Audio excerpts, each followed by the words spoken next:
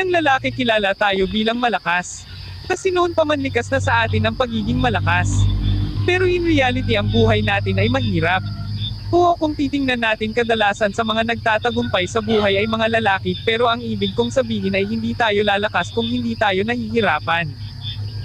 Kaya sa video na ito ay pag-uusapan natin ang tatlong kailangang gawin bilang pundasyon ng pagiging malakas na lalaki. 1. Palakasin ang mental health.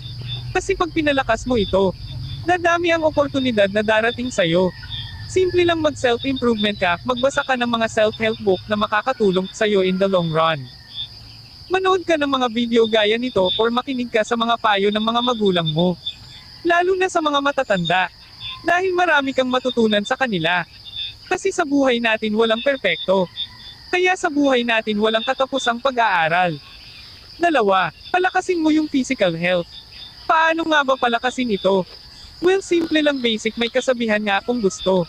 May paraan pag ayaw. May dahilan.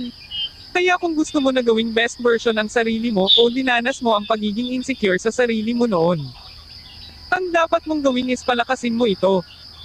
Mag-gym ka, magpapalakas ka ng katawan at mag-aaral ng mga basic boxing. Kasi bilang lalaki bawal tayo maging lampa at mahina dahil pag mahina ka physically mukha kang weak. Kaya kung nirespeto mo ang sarili mo, gawin mo na ang pag-gym kasi yon ang susi para maabot mo ang tunay mong potensyal. 3. Palakasin mo yung financial. Kasi pag malakas ka mentally, then physically, mas better kung lahat. Physically, mentally, financially. Well, hindi naman. Ibig sabihin na kung mahirap ka, hindi ka malakas, to the point is mas maganda kung meron kang tinatawag nating freedom.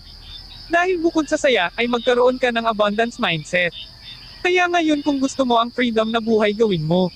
Gawin mo kasi ikaw at ikaw lang ang makatulong sa sarili mo, wala nang iba.